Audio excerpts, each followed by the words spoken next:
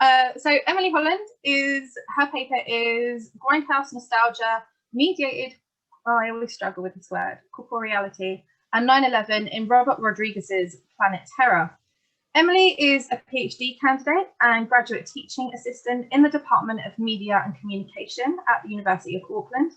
In 2018, she completed her master's thesis titled Gender and Materiality, Redefining the Body in Contemporary Extreme Cinema. And her current research is titled The Paradoxes of the Past in Postmodern American Nostalgia Horror. Her core interests are horror media and transgressive European art cinema with a focus on gender and corporeality. She's particularly fascinated by the visceral and affective quality of the film medium and how this allows for reinterpretations of the body. So Emily, when you're ready, take it away.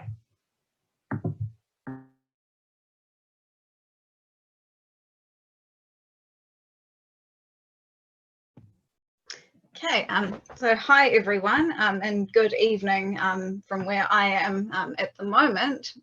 So this material is part of my current PhD research that explores how the nostalgic elements of contemporary American horror films such as It Follows, The House of the Devil, Trick or Treat, The Guest, and Halloween 2018 function as a means of navigating ideas of national identity and collective trauma.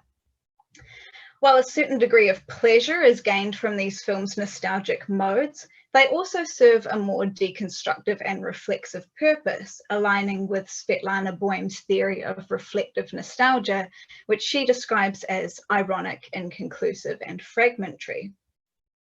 Boym states that in reflective nostalgia, the fantasies of the past, determined by the needs of the present, have a direct impact on the realities of the future.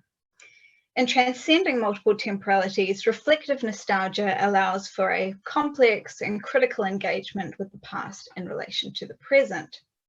So today I want to discuss how Robert Rodriguez's 2007 film Planet Terror functions in this reflexive fashion through its merging of a 1970s grindhouse past with a post-9/11 diegesis and industrial context. On the one hand, the film's recreation of celluloid affect and its allusions to exploitation cinema through excessive gore and violence offers a kind of nostalgic distance from contemporary digital mediation and contemporary digital mediation as a key site of fear that we see in many post-9/11 horror films such as Saw and Cloverfield. But despite this nostalgic distancing, Planet Terror remains very much entrenched in its post-9/11 context through its narrative and iconography, but also in its primarily aesthetic resonance with the production and consumption of mediated death or corporeal vulnerability of the war on terror. While the film's corporeal mediation mirrors the libidinal currency of the suffering body in post-9/11 media culture, at the same time, the film's mediation also allows for a disabling of the racial and gendered biopolitical hierarchy that defined a political rhetoric at the start of the new millennium. Set in Texas, Planet Terror follows different characters in the face of a zombie outbreak caused by a leaked biochemical agent codenamed Project Terror. The leak occurs in a confrontation between the military force led by Lieutenant Muldoon, who is played by Bruce Willis, and chemical engineer Abby, played by Naveen Andrews. Abby releases the gas into the air to escape from the military, but later joins the film's central survivors who have spent the night fighting off the horde of zombies as they are taken hostage by Muldoon's men at the Mexican border. So Planet Terror was initially released as part of the Grindhouse double feature alongside Quentin Tarantino's Death Proof, and the goal, I suppose, of this Grindhouse double feature was to recreate the experience of watching films in Grindhouse cinemas. David Church describes how these venues were commonly associated with the 1960s and 1970s, and were independently operated theatres located in downtown or inner city areas that showed double and triple features of exploitation films at all hours for a low admission price.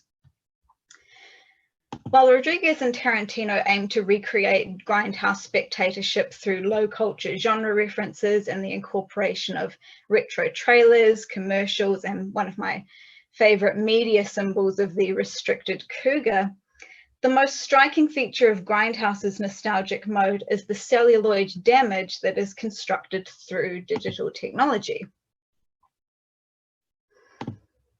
The fake damage of the image ranges from minor scratches and dirt specks to the complete disintegration of the film strip.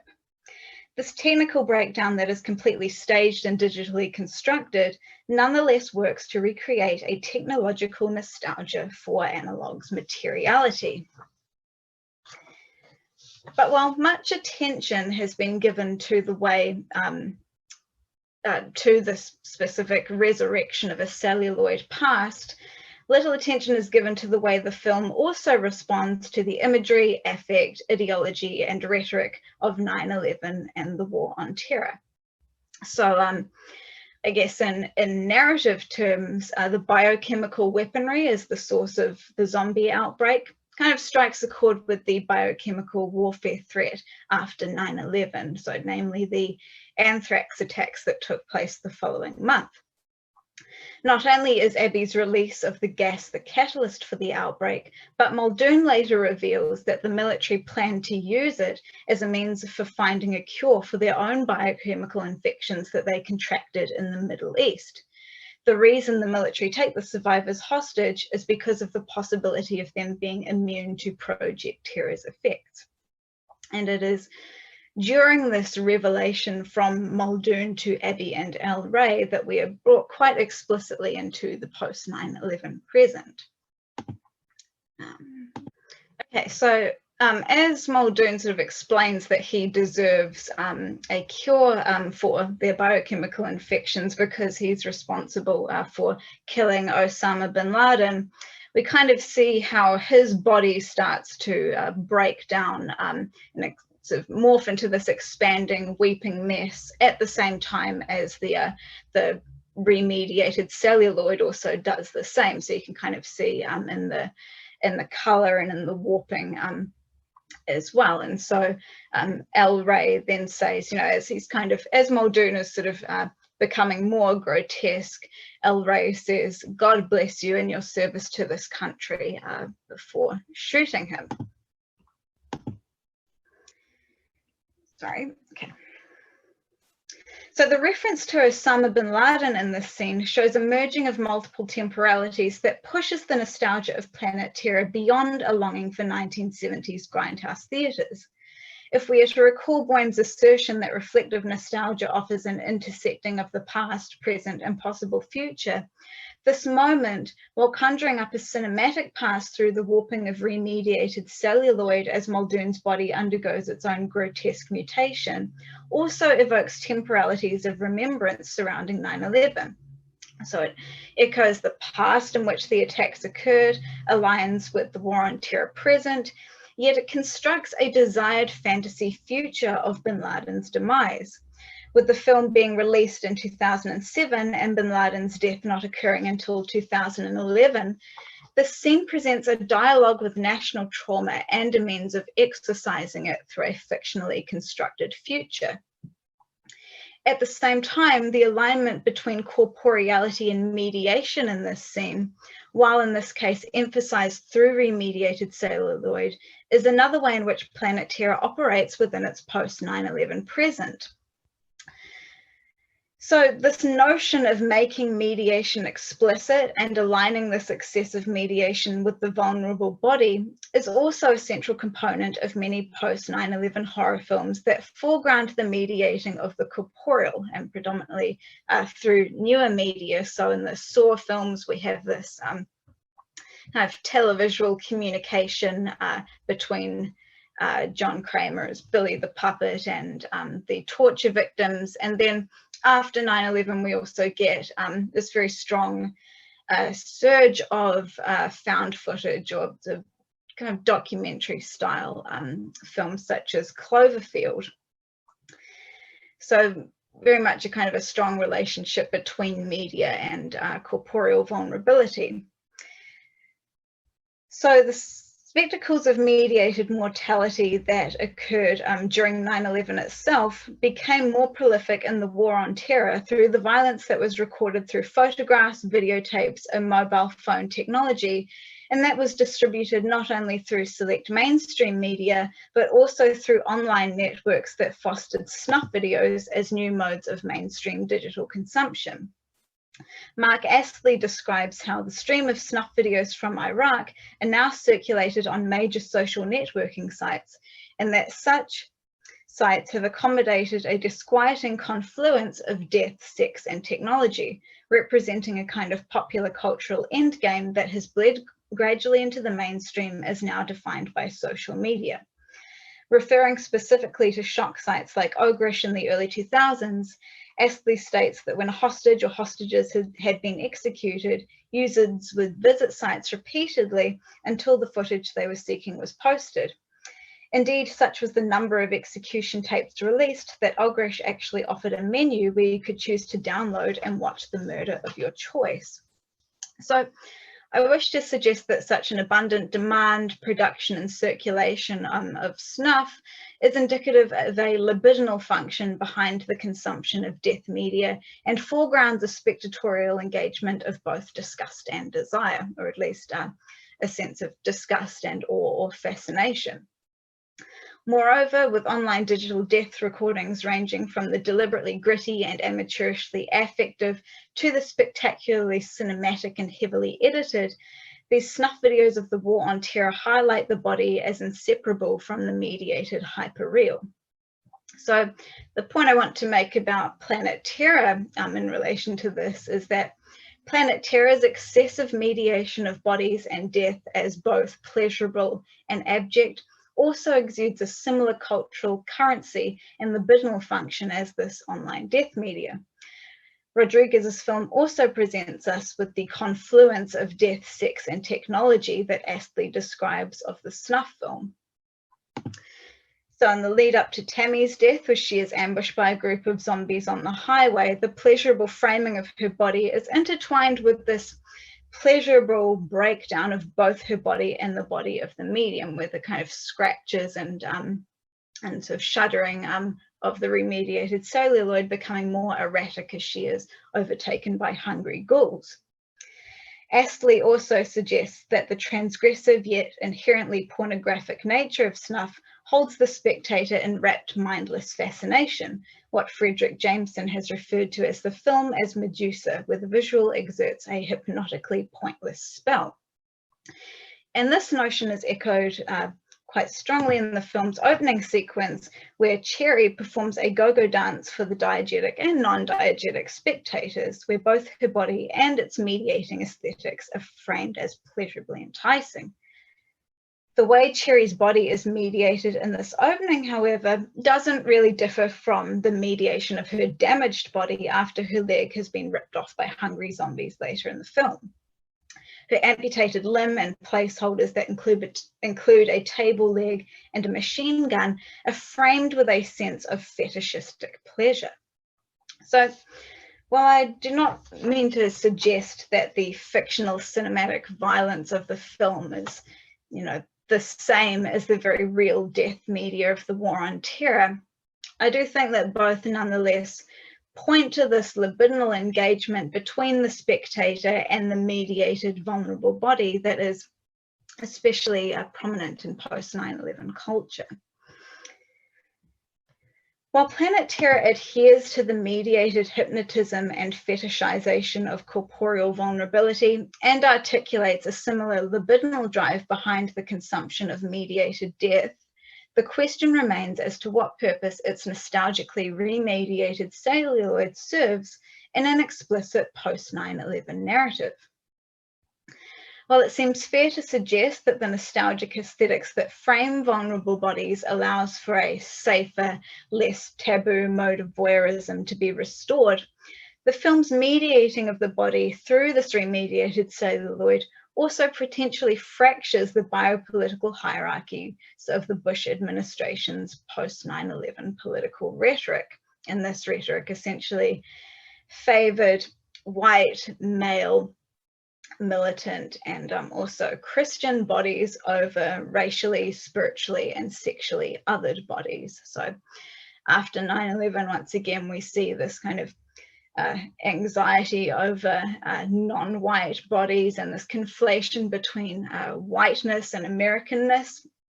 But then also Susan Faludi examines how much of the social panic following 9/11 revolved around the idea that the nation had gone soft with the rise of feminism. So there was kind of a backlash towards women as well.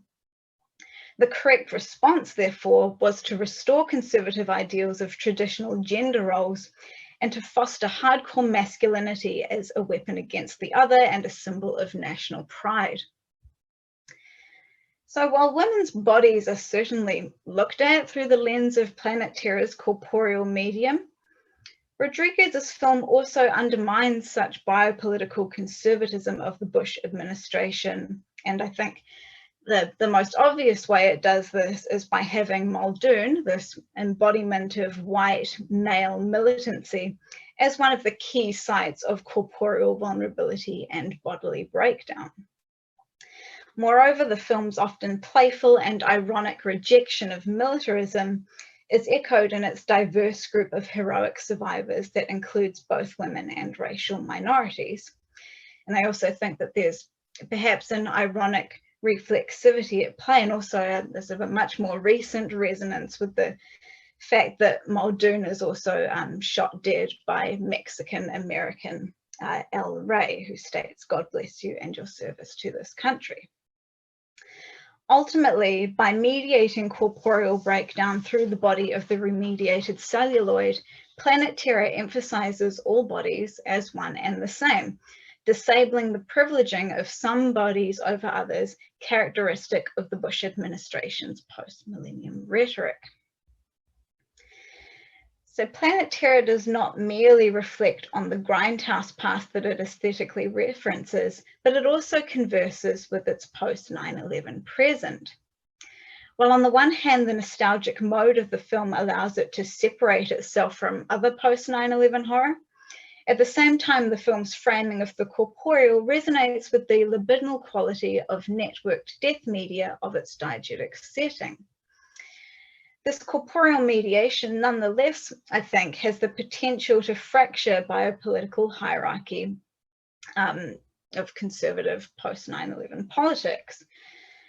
While creating a fantastical cinematic pass through remediated celluloid, the film's foregrounding of elements of post-9/11 culture indicates a complex and oftentimes ironic attempt to make sense of a more recent past with the aesthetics of one that is much more comforting than those of the new millennium. Thank you. Thank you, Emily. That was fantastic. So next up, we have Craig Clark. Craig, if you're here, let me know. Hello. Hello. Craig Hi. is from Northumbria University. His paper is The American Dream and Nostalgic Genre. Craig is a second-year PhD student at Northumbria University. His thesis has the working title, The Varieties of Represented Psychedelic Experiences, and is focused on the representation of the psychedelic experience in film, television, and music videos. It explores both the aesthetic reproduction of the psychedelic experience on screen and the narrative function of psychedelic drug use. So, Craig, when you're ready. Thank you. Let me see. Share the screen. Okay, so hopefully, right, there we go. Right, so I am in my second year of my PhD at Northumbria, as Shelley's just said. And today I'm going to talk about some of the things to do with the American Dream, which are kind of tangential to what I've been studying, and it's something that came out of my master's degree. And what it led me to think when I saw the call for papers for this conference was how we might think about the American Dream, perhaps as a genre. So it's pretty much a a new idea, something that I'm just sort of playing around with a bit, and therefore I really do welcome questions, thoughts, ideas, and definitely any criticism as well. So before I go into any more depth, I thought I'd just provide a quick overview of what I'm going to talk about today. I'll start by explaining what I mean by the American dream, and in doing so I'll talk about its origins, the origins of the phrase, some of the ideas it's represented, and some of the assumptions that are made about it. We've heard a lot about Svetlana Boym's restorative and reflective nostalgia at the conference already, and I'll probably be telling people what they already know, but I'm going to go into a bit of depth on them just because of the way I think they relate to the American dream, and I'll explain that in due course. Then I'll talk about why I think it's useful to consider the American dream as a genre at all, and then I'll apply some of these ideas to Easy Rider. I'd initially wanted to discuss Fear and Loathing in Las Vegas as well today, but when I was preparing, I thought I wouldn't be able to get into sufficient depth, so I've decided to just focus on the one film. So what is the American dream? Perhaps surprisingly, it's quite a difficult question to answer, or at least more complex than it might initially seem. And I think this is borne out by the vast amount of literature that's been published on the subject. For today's presentation, I've taken most of my ideas from 3 key texts, and they're written by James Trustwell Adams, Lawrence R. Samuel, and Jim Cullen.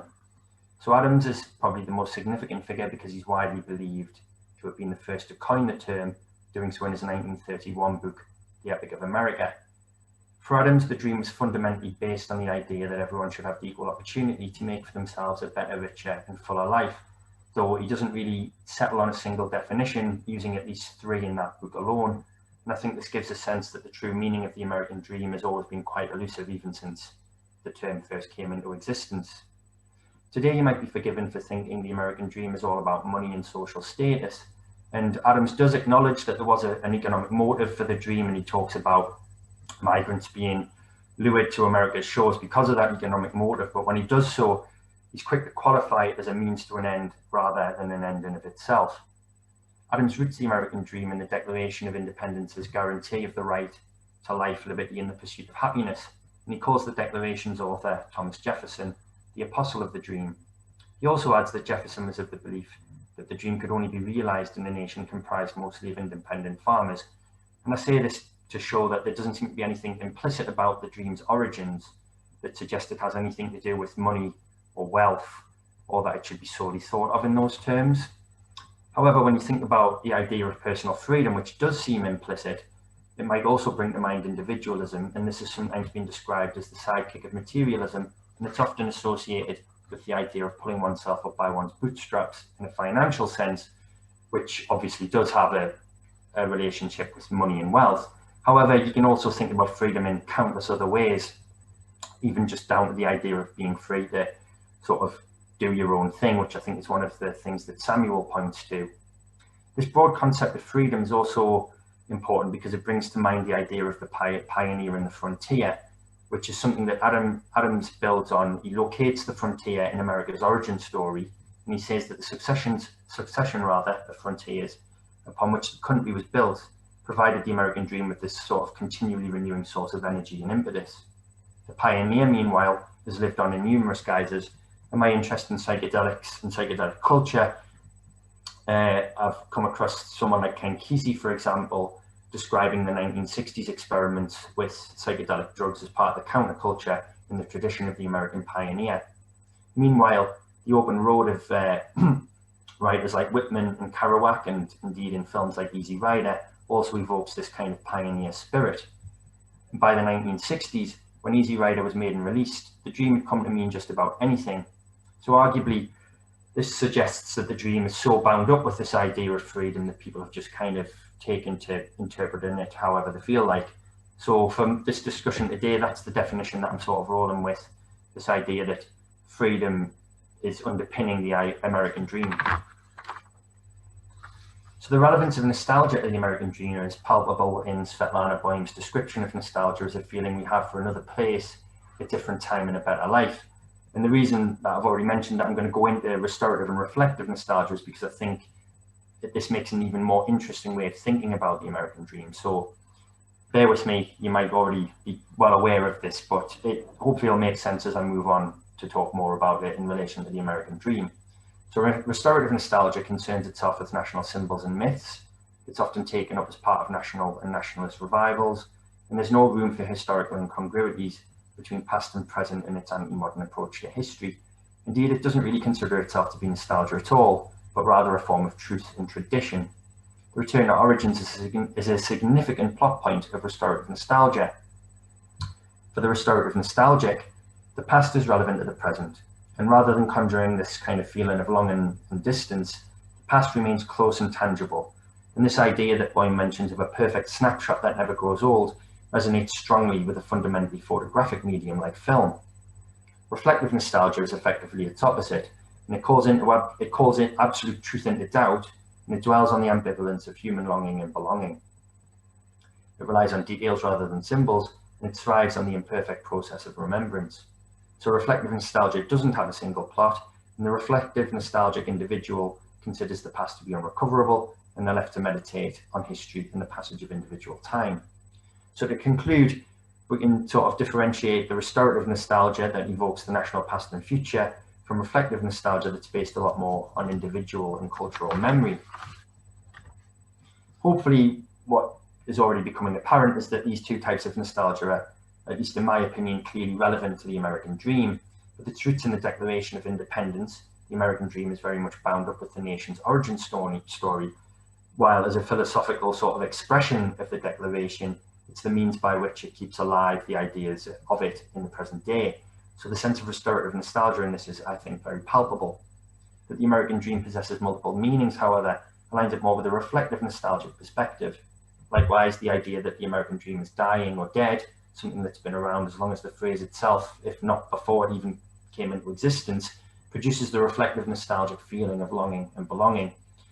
This idea of the death of the dream emerges regularly in cultural expressions of it, and it's taken up by its would-be savior politicians. So you see everyone from Barack Obama to Donald Trump sort of drawing on that trope. Ironically, Boyle identifies America as a country founded on the anti-nostalgic premise of an attempt to escape from the burden of historical time. However, the dream ensures that the past is kept alive in the present, while proclamations of its death ensure a nostalgic longing for it is maintained.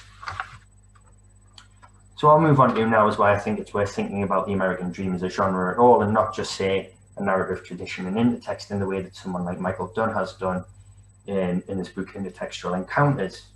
The Adina Rosmarin quote on this slide suggests that genres emerge as they're needed and that the conceptual shape is defined by that need.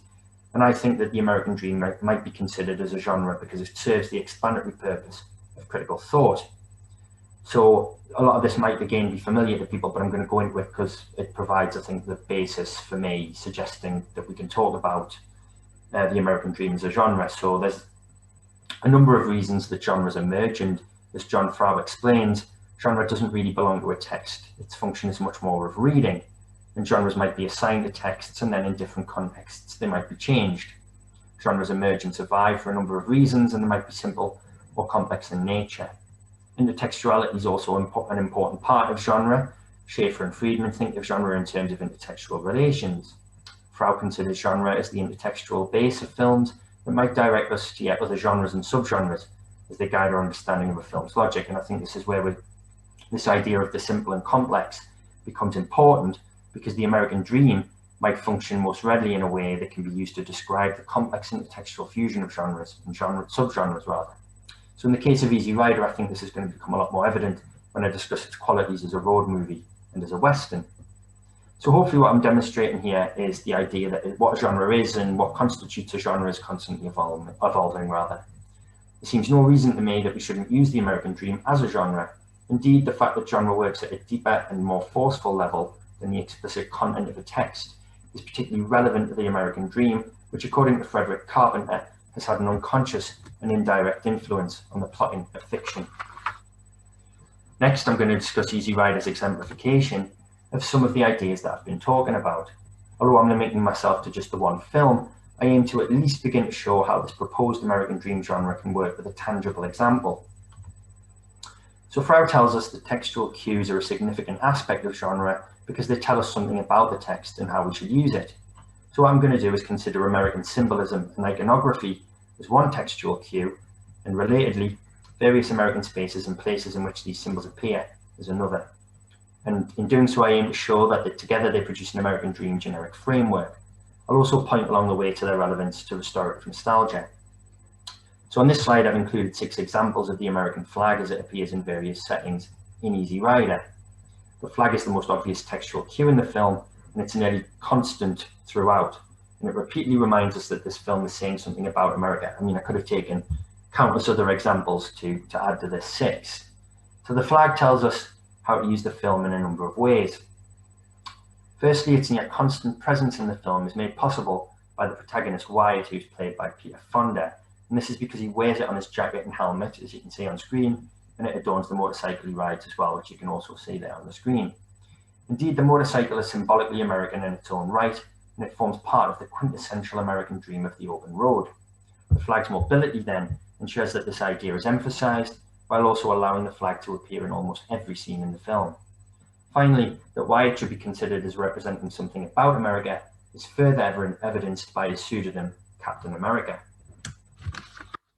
Kellner and Ryan describe Easy Rider as a journey into the past that recalls the Jeffersonian yeoman ideal of small rural capitalism. And this is significant given Jefferson's beliefs about the American dream that I previously mentioned. 2 locations in the film encapsulate the significance of this for the film's expression of the American dream genre that I'm proposing today. The flag is an essential textual cue in both instances. So in the first of these 2 scenes, Wyatt and his companion Billy, who's played by the film's director, Dennis Hopper, repair the American flag at its own motorcycle in a rancher's barn. And you can see this in the middle picture of the top row. So when they're working on the bike in the background of this shot, the ranchers replace a horse's shoe in the foreground. And by aligning these 2 pairs of characters in this way, the shot expresses the film's broader relationship with the Western genre. Even if the flag wasn't present here, the rancher can certainly be considered as an iconic American figure. Indeed, the names Wyatt and Billy also recall the American West. And both Fonda and Hopper have spoken about the film in terms of the Western genre. Fonda does so about this scene specifically. And all of this is relevant because, as Wallman and Wheeler explain, the Western's often been used to allegorize the American dream. In the second of these 2 scenes, Wyatt and Billy spend some time at a commune. And when Wyatt begins exploring its central building, he notices an American flag hanging from a beam and reaches out to touch it. And this is the image to the right of the one that I've just been talking about. So Wyatt draws attention to the flag by acknowledging it, and it confirms this space as representing something important about America and the American dream. And this is true because Wyatt's got a specific relationship with the flag, and this is also part of his expression of admiration of both the rancher and the commune that suggests something about them as being very important in this film about the American dream. So both of these locations can be said to exemplify the film's restorative nostalgia. The film is nostalgic for the Jeffersonian American dream, which it represents as an ideal from the past that lives on in the film's 1960s present. These locations are also identified with the broader American dream journey that the 2 protagonists take and its association with the freedom of the open road. For Wyatt, at least, this also forms part of a nostalgic search for what Boyne calls saying elsewhere, another time and a better life. Ironically, for the contemporary viewer, the film's vision of a Jeffersonian ideal may also inspire a reflective nostalgia for the 1960s. We might sit and watch the film and see in it what Boyne calls an unrealized dream of the past. And this is borne out, I think, by Wyatt's confidence in the commune's success, which represents a misplaced optimism of the time. Indeed, the commune upon which this fictional representation was based didn't succeed, it burned down. So the ranch and commune also form part of the film's broader nostalgic rebellion against the modern idea of time, and they are, in a sense, physical and ideological resistances to history and progress. So next and kind of finally, I'm going to discuss individual freedom as this kind of key aspect to Easy Rider in relation to the American dream. As I'll go on to explain in more detail, there's something strangely paradoxical about a national mythology that's based on and promotes individual freedom. Indeed, it seems to me that the iconic American figure of the outlaw is its natural product. So I was going to play a clip next of George, played by Jack Nicholson, discussing America and individual freedom, but we've had some issues with in the previous presentations with sound, and with time constraints, I think it'll be easier to just summarize what he says. So he basically suggests that Wyatt and Billy are representations of freedom, and that makes other people in America scared. He thinks that that's no surprise because most people in America are bought and sold in the marketplace, and that means it's impossible for them to be free. So what this means is George is nostalgic for a version of America where men like Billy and Wyatt were commonplace rather than nonconformist outliers. He's nostalgic for what he considers to be the type of true freedom that he believes his companions represent. He believes that, unlike the majority of people, they're not bought and sold in the marketplace. And now, I think, as I'll come on to talk about, Wyatt actually probably disagrees with this, but the film largely aligns with George's perspective, and I think this is evidenced by its representation of true freedom existing most obviously among those who live outside of the marketplace, conforming instead to the Jeffersonian American dream. So again, I'm thinking of the rancher and the people who live in the commune. George is a reflective nostalgic. His only encounter with anything like the freedom he thinks the country once represented is found in these two men. That their freedom scares other people ultimately leads to George's death. And I think this is sort of emblematic of the idea that the dream is unrecoverable. Even as representations of the dream, Billy and Wyatt are essentially outlaws. Indeed, Hopper believed America at the time he made the film was full of outlaws simply because of the amount of illegal drugs people were consuming. The two characters highlight the inherent paradox at the heart of the American dream. In legal terms, they're not free to buy, sell, or consume drugs, and yet they do all of these things. Whether or not the law makes sense with regard to personal freedom, it is the breaking of it that makes them a threat to other members of society, at least in the eyes of those members of society anyway. So true freedom means breaking the law, and therefore an American dream lived to its fullest must necessarily be lived by the outlaw. Of course, if America lived up to its own dream, the outlaw would simply cease to exist, at least in the version represented by these two characters. The people that George perceives as being frightened by true freedom, meanwhile, probably consider themselves as protectors of an American dream that's protected by the law, and therefore from outlaws like Billy and Wyatt. So their restorative nostalgia for the American dream is threatened by these outlaws because they can't accept a competing narrative of freedom, and they simply won't accept it. In fact, Billy and Wyatt are actually nostalgic figures in their own right. This becomes apparent at the end of the film when Billy celebrates the pair having made it rich off their big cocaine deal. Instead of joining him in celebration, Wyatt, however, tells him that they've blown it, and there's a couple of images on the screen from that scene. Hopper explains this "we blew it" scene as revealing the message at the heart of Easy Rider, and it's very much in the vein of James Truslow Adams. The money was meant to be secondary to freedom, a means to an end, but Wyatt realizes that what's happened is they've lost sight of their true search for freedom and ended up chasing the American dream of the dollar.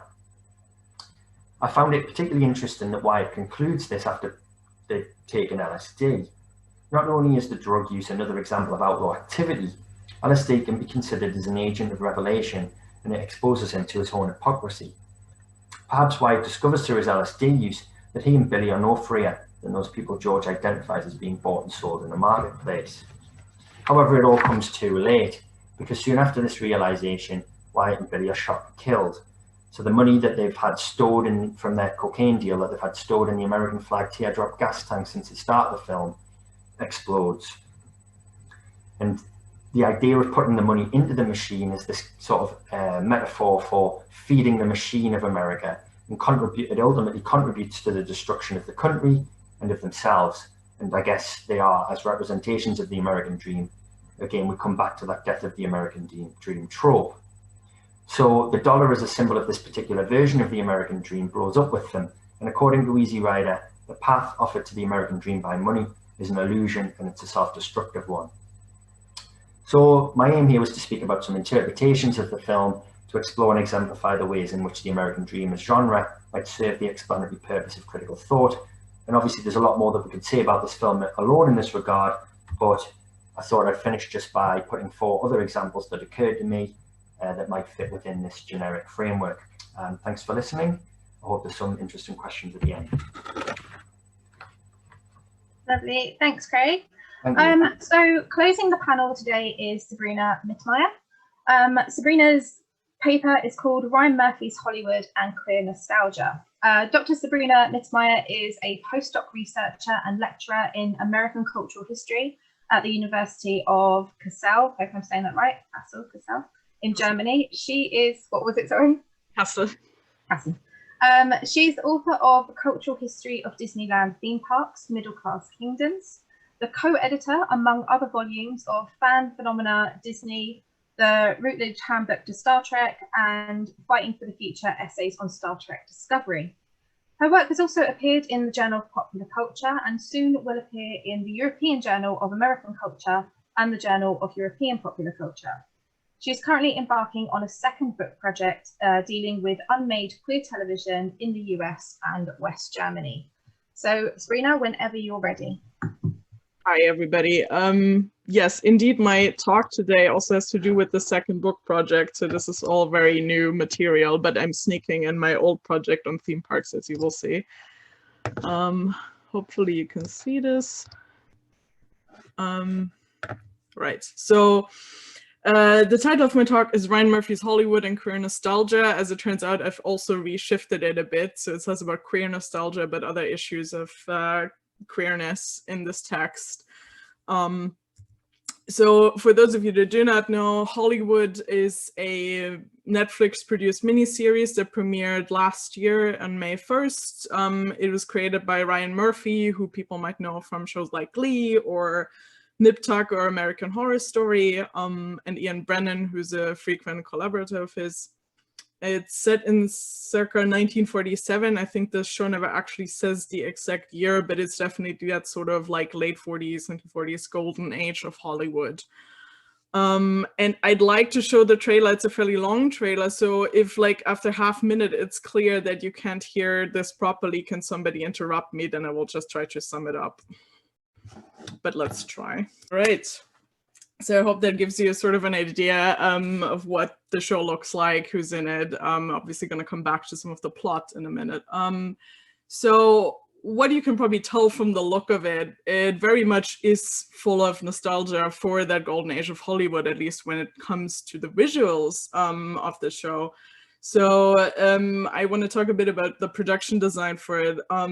So Matthew Flood Ferguson, who's the production designer on the show, gave an interview with for the Architectural Digest, where he talked about the fact that I grew up loving Hollywood and history and walked into this knowing about Warner Brothers and the Archeo Picture system. I pulled information from books on Paramount and the history of Hollywood to build locations for the show. And then he also talks about the fact that he has researched pictures from the 40s of Bette Davis and Cary Grant sitting in the exact chairs that they ended up using on the show. So obviously what they ended up doing for this, they kind of painstakingly reconstructed real world locations. I also have some pictures in a second, such as Schwab's Pharmacy. So there's a lot of history in these spaces. So I think allegedly Vivian Lee was discovered in Schwab's Pharmacy. So this soda fountain that everybody hung out at.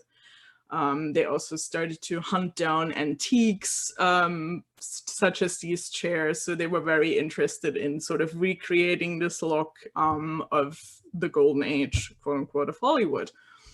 And so there's some pictures here where you can see the set design, which is obviously very well done and expensively produced, as you can do if you have a Netflix show.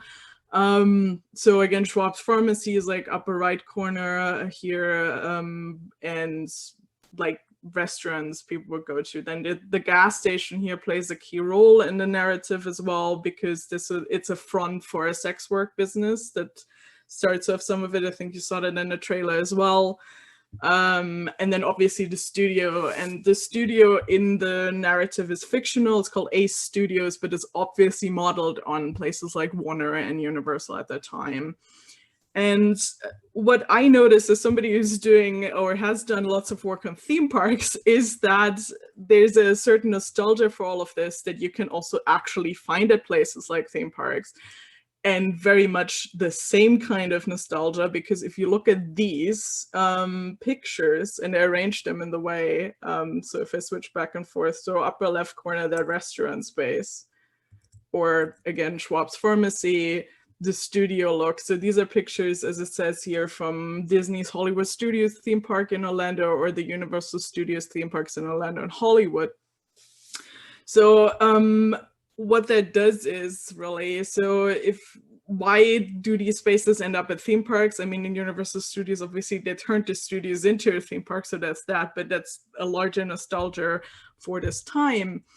And what really happens here is the literal Disneyfication of Hollywood. So I have a quote from a book from the designers of Disney theme parks, the Imagineers, where they talk about the fact that, you know, they saw parallels between the roles of Main Street as a concept of national mythology as well as Hollywood. So indeed, Hollywood, or the idea of Hollywood, eventually became a kind of symbolic national Main Street for Americans, because the world of movies and movies making was very much a focus of America's optimistic hopes, especially during the years of the Great Depression.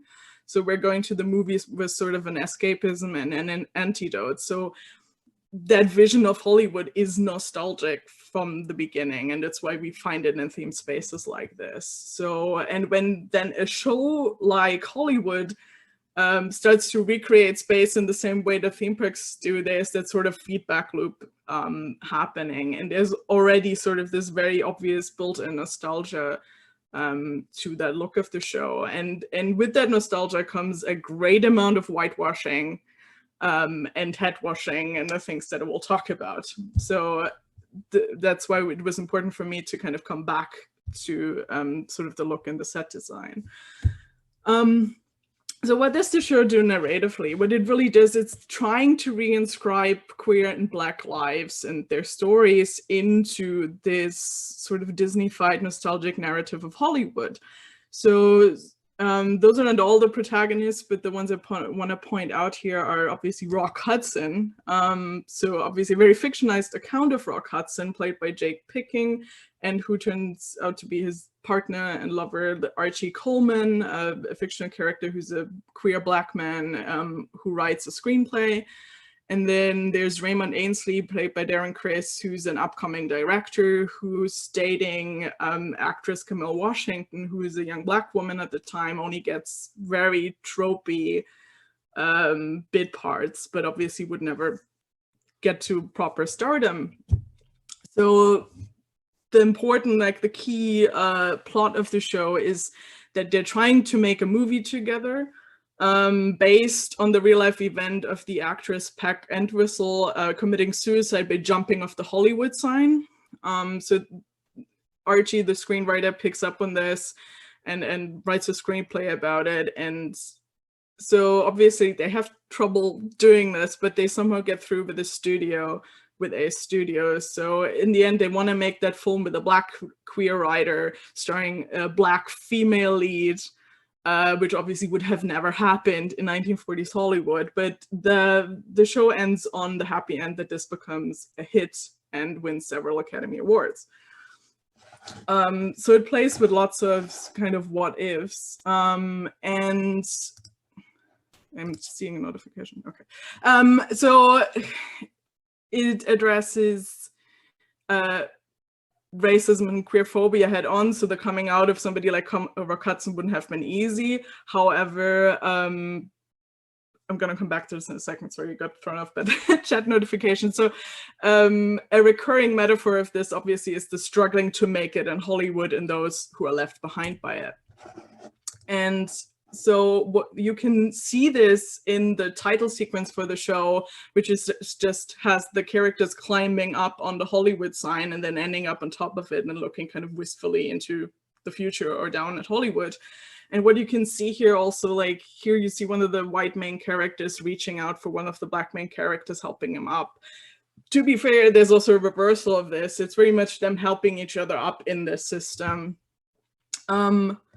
What the show also does in trying to reinscribe characters, and especially queer and Black people, is actually picking up on real life actors like Rock Hudson, but also Hattie McDaniel, obviously the first African-American woman to win an Oscar.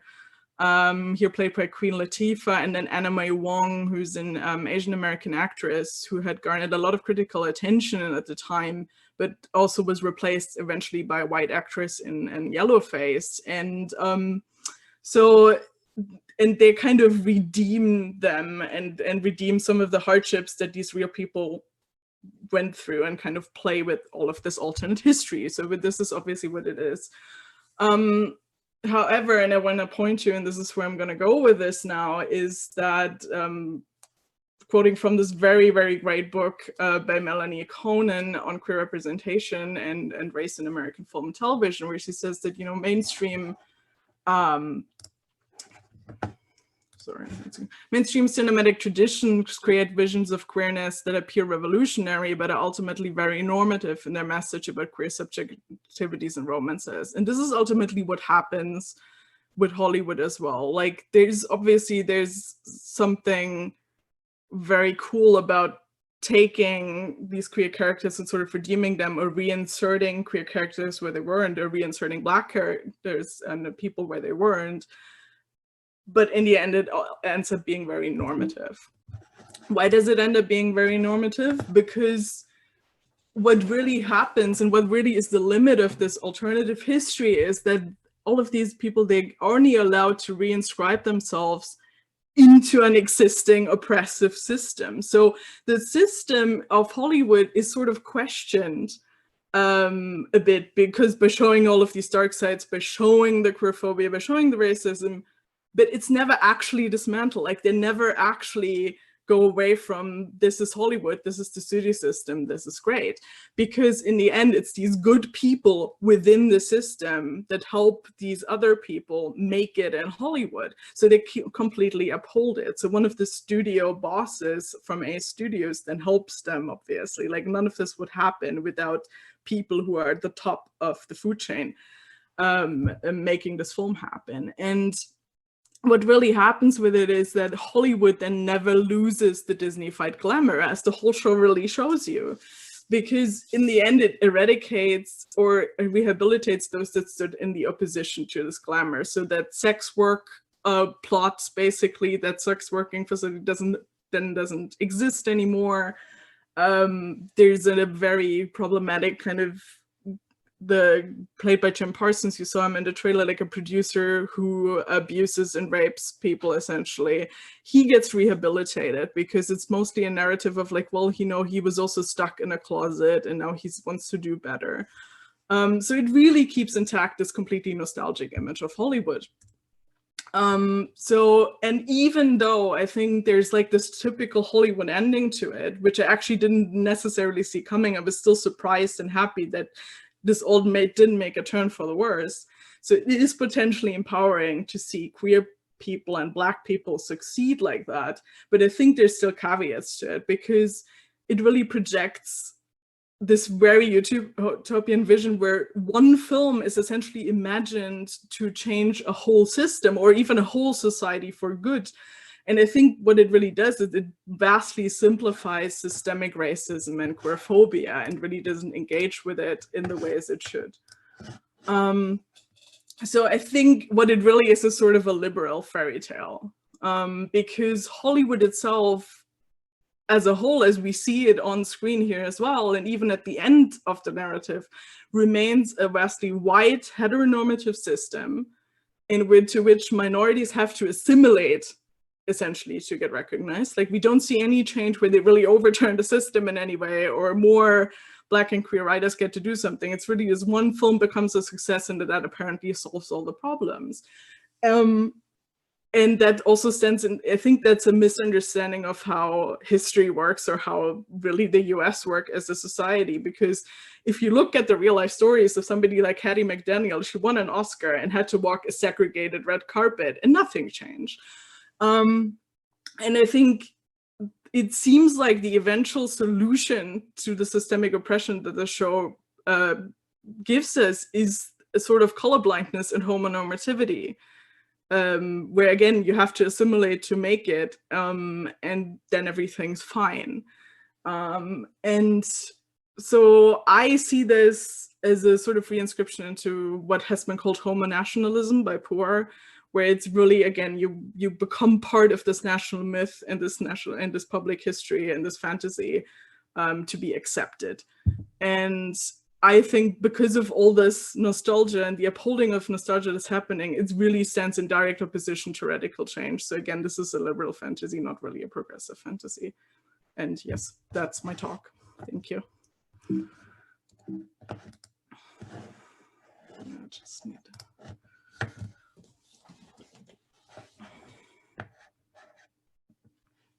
You're muted. I just realised that I was muted, I'm sorry. That was a fantastic paper, Sabrina. Can I ask all the speakers that we've had in this panel to put their on if they're comfortable with that, so we can enter the Q&A part of the session. Right, so if anyone does have any questions, you can either use the raise hand function and I'll be able to see you in the participant list, or do feel free to post them in the chat. So we have a question, I think Marika put up her hand first. So we'll go to Marika. Sorry. I actually have a question for Sabrina because by the way, first of all, I really liked this entire panel. Like I really loved all the papers. But specifically to Sabrina, I kept thinking about the kind of star persona of Ryan Murphy and the way that he positions his production company as system changing, because you have like 50% women and queer people and ethnic minorities and all of that. So I kind of kept wondering, how do you think those two things relate in terms of his star persona and the text that he produces?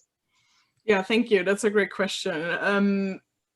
I think it very well, oddly, really fits into this narrative that the show paints, because I think, again, he's like, oh, I'm system changing. But I mean, the reality of things is I don't think he's changing the system at all. I mean, it's still like, it's again that kind of like, is it not just in sort of empty representation? I mean, he does also put out queer content, and I'm not even saying that some of what Hollywood is doing isn't great. I mean, it's still rare to see like a Black queer lead, for instance, in anything. So that's great. But it's sort of, it doesn't ever go that much deeper in terms of what is he really changing, either with his narratives or behind the scenes, because even if his one production company works, I mean, he's also been rightly criticized for mostly being sort of the cliche white gay male, and that's why he makes it on top. And it's great if he employs more people that are not just white gay males, but yeah, I think he really believes that's what he's doing, and I think he does affect change, but not necessarily to a system changing. Like, obviously he's not changing the system still exists, he thrives within the system. So that's essentially the same problem the show has. Thank you. Oh, I think the next person that had their hand up was Helene. Yes. Hi, thanks everybody for a collection of really, really great papers. This is a very enjoyable panel. My big question is for Craig. And I just wondered, I'm kind of disappointed that you didn't also get to include Fear and Loathing in Las Vegas, although I fully understand why you made that choice. I'm just wondering if you considered the alliance of the road movie with this notion of the American dream, because that's a pre-existing genre that in many ways Easy Rider really kind of put on the map and then kind of served as a model for other road movies and even other national cultures. And this is something that came up in the video essay research that I did for the thing we presented yesterday on the Jesus Rolls.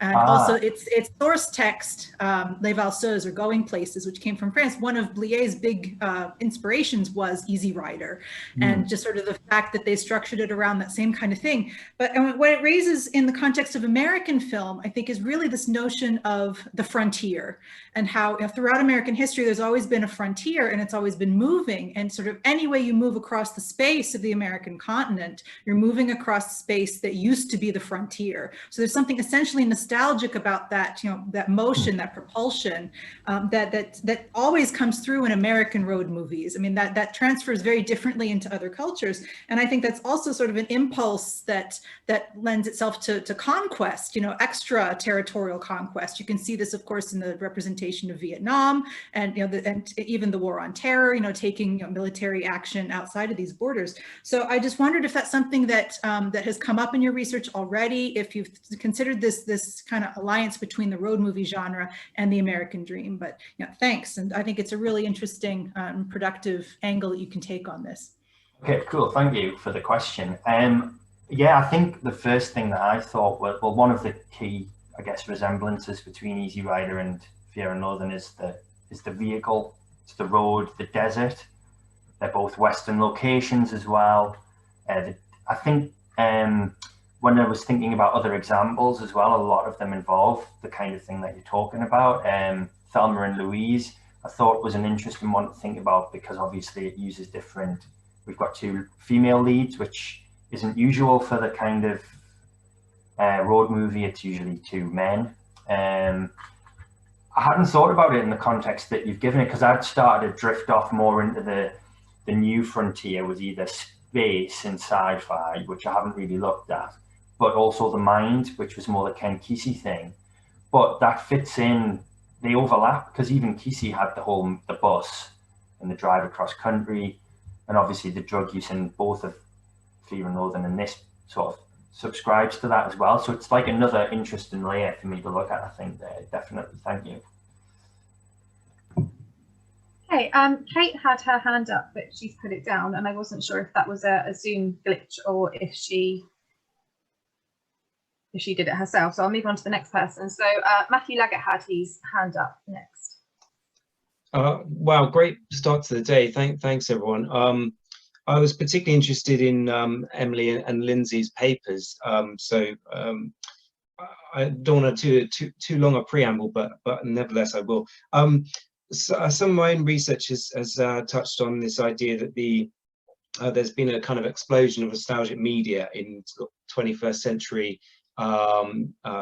culture, and that this is reflective of a return to a kind of desire for innocence and simplicity that was kind of associated with the Cold War, where everyone kind of knew what side they were on, perhaps, versus the more kind of messy wars that follow in the 21st century. And I thought there were some really interesting overlaps between both Lindsay's and Emily's papers, particularly thinking about kind of post 9/11 environment, challenging the kind of role of the hero, and how being a hero is kind of more complex perhaps in the 21st century. So I'm thinking about texts like the Clint Eastwood film in which we kind of see that, you know, the American soldier has to do some pretty bad things to kind of to survive, if you like. So this kind of sort of rejection from the kind of Bush narrative that, you know, we're the good guys, was to say, well, sometimes good people have to do bad things. I noticed you had the image of the the kind of Abu Ghraib photos, for example. And I wondered, I mean, this isn't a question, I will get there eventually, I promise. But just to note that there was a really great piece of writing on kind of the notion of evil in post 9/11 work, which I think is really important. You probably already read it, but it's Richard Bernstein's piece called The Abuse of Evil, and just something well worth reading, I think, for both those pieces. My actual question was for Lindsay, and it was, you know, I'm currently kind of working on stuff around this idea of, I'm quite suspicious about nostalgia myself as well, and I'm unsure about a lot of these programs and TV shows and films which present themselves as anti-nostalgia, but actually in their aesthetics they still create a kind of desire for the past, or kind of glamorization of the past. So I'm thinking of something like Lovecraft Country, for example, or Green Book, you know, in filmic terms, which of course, you know, have these narratives about race, but which are you know, deeply cynical about, you know, American culture in, say, for example, the 1950s, but don't actually evoke that sort of, you know, still evoke a desire to return to that place in terms of the aesthetic appeal. So I wondered if you thought the Watchmen series, which I haven't seen, looked like it was doing quite a good job of kind of keeping that past looking a little bit less appealing, partly maybe because of the black and white transition. But I wondered whether you thought it was effective in what it was trying to do with that anti-nostalgia, or whether it still kind of provokes a desire to return to the past in some way through its aesthetics. I think it's definitely, the show is definitely presenting the past, like it's laying bare all the kind of systemic racism that was there in the past. I mean, it still does look good. Yeah, and the way that, in particular, that episode 6, This Extraordinary Being, it is like the director was saying, you're trying to think of aesthetic ways to kind of put across this process of trauma, but it is really, really spectacular. Like, there's all these long takes of when Will, as Hooded Justice, beats up all these different people. There are these amazing long takes and action sequences that they had to choreograph. So there is a lot of spectacle, and it is still very, spectacular. So yeah, so it is, I guess, showing Will as definitely this hero character. But yeah, I think it's definitely, like Damon Lindelof, he was talking about, this idea that he wanted to use nostalgia as a plot device rather than a theme. So they came up with the kind of literalization of nostalgia as a drug. But that's also referencing the Watchmen graphic novel, if anyone's read that. In that, there's Ozymandias has a line called Nostalgia, which is cosmetics. It's a perfume called Nostalgia, and it's all playing, again, the perfume that smells, trying to create an idea of an idyllic past for people to kind of sell them things. And then in the show, it becomes, basically a poison. But the show, I think, also has a nostalgia maybe for the original graphic novel. I think Damon Lindelof is very much in awe of the original text. And in some ways, the show, I think it is trying to kind of deconstruct this idea of, like, it's not just the binary of good and bad, which the original graphic novel did. But I think it still does have that. I mean, Will is very much a hero, and there's still some kind of clear-cut good and bad going on. But I don't know. It's I think it does a pretty good job of laying bare the past and not trying to make the past look like this idyllic time. That actually it's good that we're moving on from that. Thanks, Lindsay. Oh, right. We're running out of time because I'm very conscious that we've got a panel straight after this. So we've probably got enough time for maybe one more question. And the person that got into the chat first was Gilad Padva, who thanks you all for the presentations. And his question is to Sabrina. So he says, or she says, I'm not sure. I believe that Hollywood as in Hollywood in quotations, provides a sort of queering of Hollywood history on one hand, and mainstreaming of Hollywood gay history on the other hand. Perhaps this intricacy is queer, ? That's a good point. Yeah, I think there's tons of layers to this. Like, at first I was really excited to see sort of this, again, like sort of queer, like queering the story of Hollywood, because obviously they're going off of, like, at least strong rumors. I mean, with Rock Hudson we know that he's gay, but with because he sadly died of AIDS. But with some of the other people that show up, I think Hattie McDaniel is shown in a lesbian relationship as well, and in all of these things. So I think that's great. And it's doing great work. I don't know if the intersection of all of this is queer in and of itself. I think ultimately I will have to write something more in depth about this text, because it's so dense of what it does with like queerness and queer history and queer nostalgia. But yeah, I think it's complicated is the answer. Cool. I want to get in one more question because I realised I wanted to get Emily a question. So I'm sorry if I skipped yours, but you can always, carry on these conversations in the Discord and later on today.